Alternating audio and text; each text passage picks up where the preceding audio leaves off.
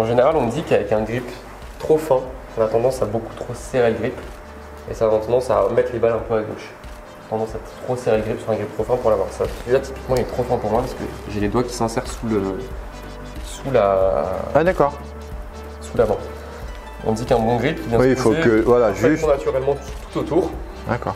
Ça permet de maintenir une pression constante pendant tout le swing. D'accord. Et ça permet aussi d'être beaucoup plus à l'aise et pouvoir pas avoir à trop serrer. Après, trop gros, en général, on dit qu'un grip trop gros, pareil, on met plutôt des balles fort à droite quand on a un grip un peu trop gros. Donc c'est vraiment quelque chose qui est à régler de manière assez sensible. Il y a plein de grips différents qui se font aujourd'hui. On a des grips qui sont un peu plus gros sur la main droite, enfin sur la main basse, parce que pour les gauchistes c'est l'inverse, des MCC plus 4, qui sont 4% plus gros en bas. On a des grips qui sont semi-cordés, donc pour la main gantée, la main haute, Ouais. Gauche ou droite en fonction si on est droitier ou gaucher. On a plus d'accroche là-dessus, un peu de la gomme en dessous.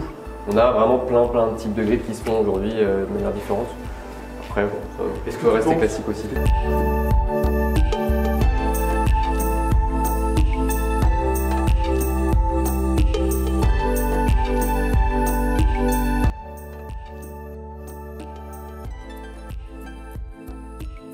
Je vais te poser une question vraiment par rapport à nous, parce qu'on se considère un peu comme des débutants quand même au golfique, par rapport à tout ce qu'on voit. Rien que ce matin, on apprend énormément de choses. Ouais. Et du coup, est-ce que tu penses que des gens qui débutent le golf, Ouais. que ce soit nous avec nos index entre 20 et 36 ou même ceux qui sont de 84, on peut leur dire là aujourd'hui que c'est important d'avoir un grip bien en main? C'est le grip, on est plutôt dans le domaine qui est biomécanique du fitting.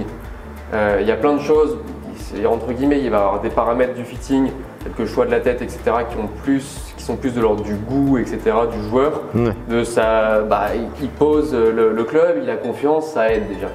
Le grip, la longueur du club et le poids du club, c'est des aspects biomécaniques. Donc ça, c'est entre guillemets quelque chose qui va être immuable, qui ne va pas bouger dans le temps, à moins que la personne grandisse, que sa main grandisse.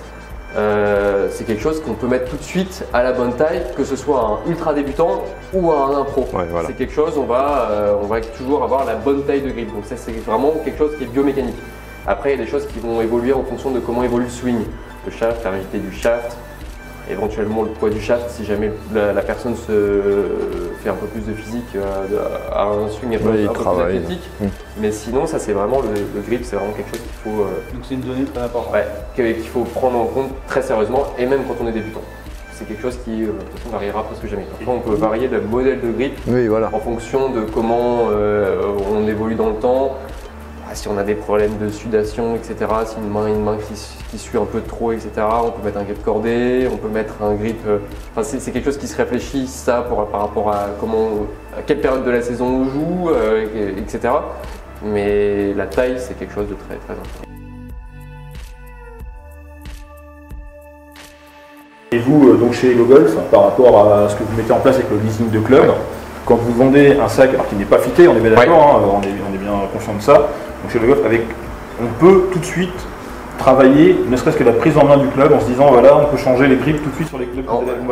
Les clubs qu'on fait en leasing, ils sont modifiables sans problème par les joueurs. C'est pas parce qu'ils sont en leasing qu'on n'a pas le droit de le modifier.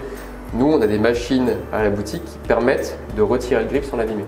Donc là, par exemple, un joueur qui a ses propres clubs, qui vient nous voir pour faire de l'atelier chez nous, on met la pompe, on retire le grip, on grossit, le joueur repart avec les mêmes grips que ceux qu'il avait avant, mais juste grossi à la bonne taille.